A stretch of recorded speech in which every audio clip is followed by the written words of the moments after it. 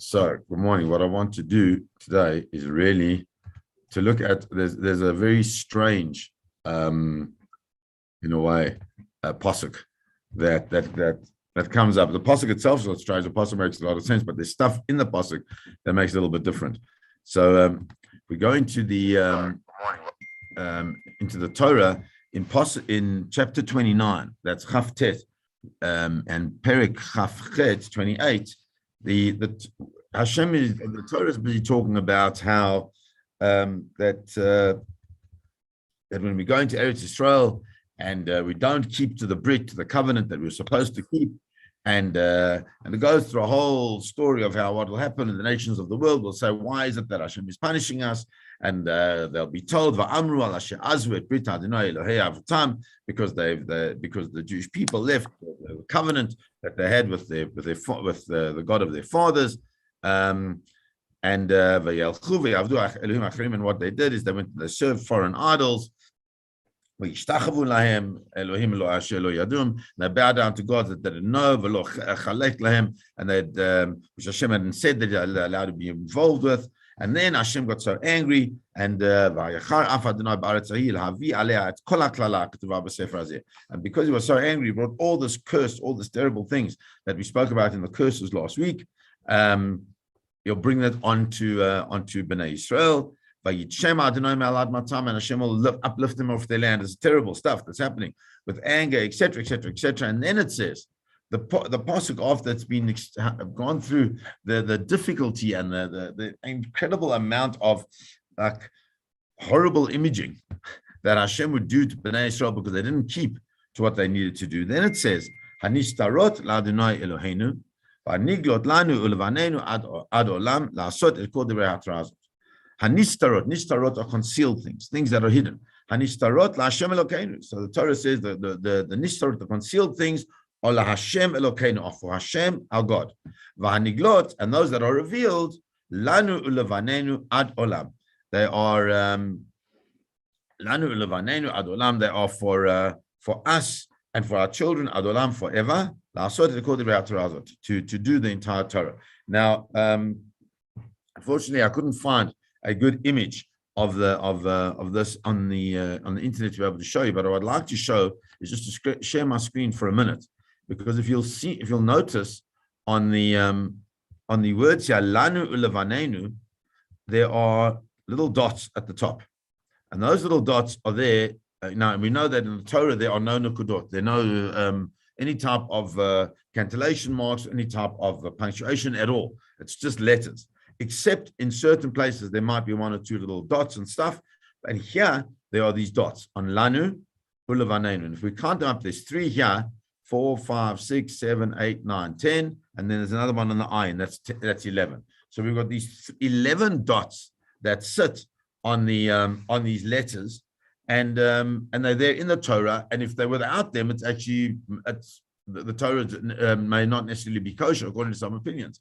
If that's the case, we have to understand what is going on with these 3 dots, what's happening in these psukim that are so important that we have these 11 dots. That are there present. Let's try and understand them a little bit more.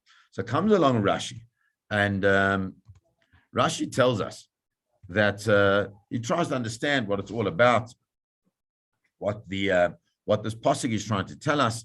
That he says, if we're going to say hanistarot l'Hashem Elokeinu, that the hidden things are for Hashem, and he says, V'im tomru ma biyadenu la'asot, what can we do? He said, you, Hashem, you are punishing the masses on the hirurei hayachid, on even the thoughts of the individual. And then it's because why? Because the way it works is that the only things we see 1 or 2 people doing terrible things, and then it seems to be the whole nation gets punished. But the Torah says,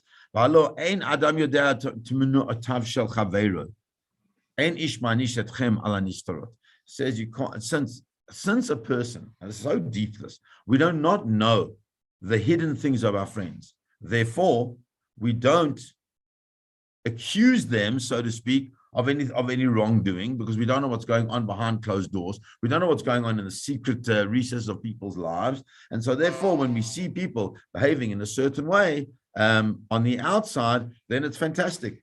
There's so much depth to that because we often see things in one way, and the optics become so important, and we become so obsessed in a way with the optics that we forget to look and see what's going on inside. And Rashi is telling us that the hanistarot, the things that are happening on the inside, in the secret spaces of people's lives, those are Hashem Elokeinu. HaKadosh Baruch Hu is exact judgment on those things. He says, but we the things that we do see, the revealed things, that's for us to come and try and uproot and destroy and to make sure that the public are not damaged on that. And so therefore we can see that there's a definitive space in here that that the Torah is trying to teach us that when it comes to judging people, it's very difficult to do that because we often judge on the outside, we don't know what's going on the inside, and at the same time we judge on what we see as being so good and so wonderful, but perhaps it's not always that case.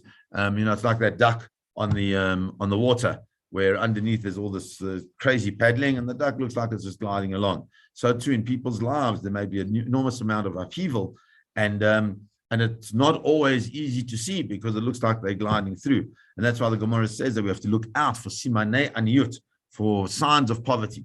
Signs of poverty are not easy to discern. Sometimes they are because you can see a person's got broken shoes.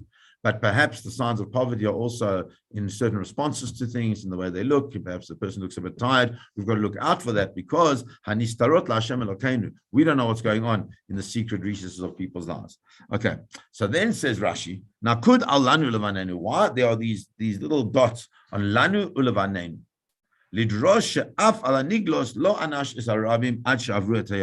Why is that? Because it's coming to teach us that Bnei Yisrael would only get punished on the revealed averas, the things that are in the open, when they cross the Yarden.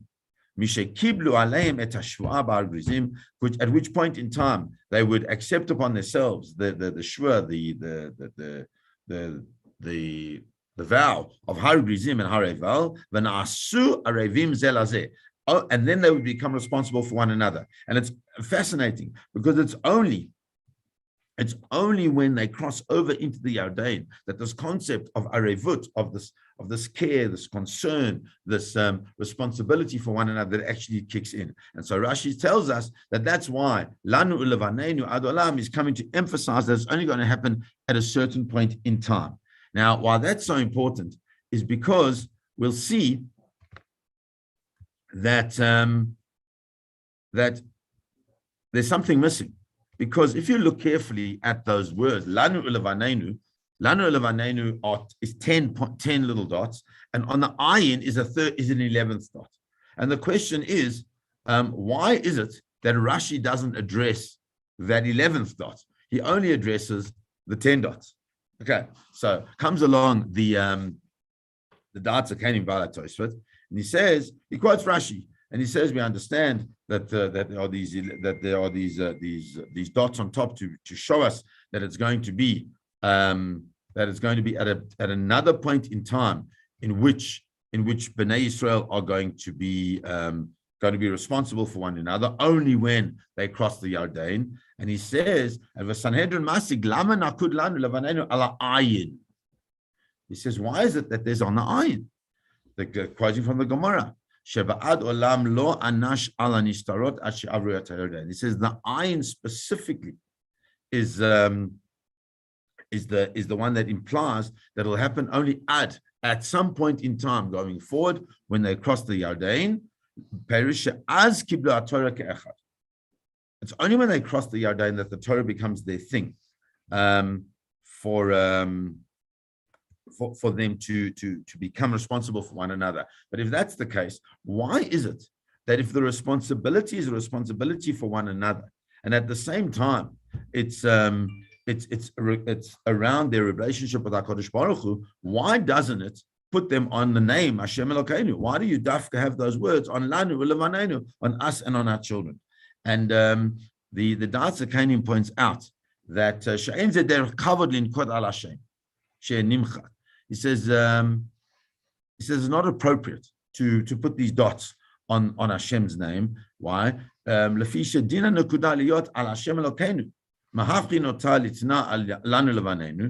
the whole it was supposed to be on Hashem Elokeinu. If you look at the words of La Hashem Elokeinu, there also are 11 in that, and since there are 11 in that, it should be the 11 dots should be on top of Hashem Elokeinu. He says, why is it not there? He says because it's inappropriate for Hashem's name to be totally emphasized when it comes to difficulties and punishments.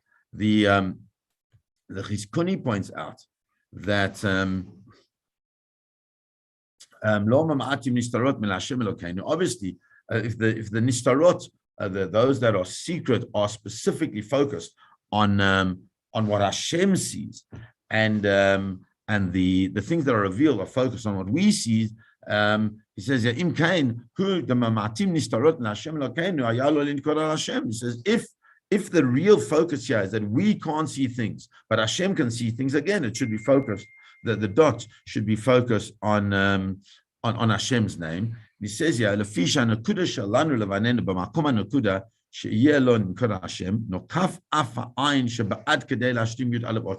you have to have these 11, these 11 things. Why do you have to have these 11 things? Because we need to understand that our relationship, lanu ulevanenu ad olam, our relationship with ourselves and with our children, and what we have to teach our children ad olam going forward, has to be in the context of Hashem Elokeinu, has to be in the context of that which HaKadosh Baruch Hu gives us. And so therefore, these dots are coming to emphasize a number of things. The first thing, hanistarot la Hashem Elokeinu, the secret things that happen in people's lives are not our business unless they become revealed. But what they are our business about is that we have to try and search to find them in the same way as we have an obligation. In the same way as Hashem is merciful, so too we need to be merciful. And therefore we have to try and be like the Ribono Shel Olam, not on a level of judgment, but on a level of seeking to assist. And those things that are revealed are lanu levanenu. Those things that are revealed are for us and for our children, adolam, for all generations. What are the things that are revealed? The things that are revealed are the things that we need to ensure that we see in the world around us, that we teach our children the right things, and so that they can take those practices forward. But also, when we see things that may not be 100% correct, we need to understand that those things that are not correct, those things that we allow into our lives that are not the space of Hashem Elokeinu, those things are emphasized. Lanu levanenu ad olam, that those are the things that perhaps may impact on this relationship that we have with HaKadosh Baruch Hu, and specifically then also the relationship that we have with the people around us, in that concept of arevim zel hazeh, that we have a responsibility for one another. And on that, just a quick idea, we've spoken about it before, but the extent of the concept of arevus goes so far that in the halachas of lending money, we know we're not allowed to lend money to another Jew with interest. We have to lend the money, but not with interest. And the Kli Yakar says the most importantly beautiful thing. Says, why not? If you are prepared to accept my money, so then great. So then pay me the interest. And if you're prepared to accept the interest payment, then why can't I charge it to you? And he says, because there's an issue of bitachon and emunah.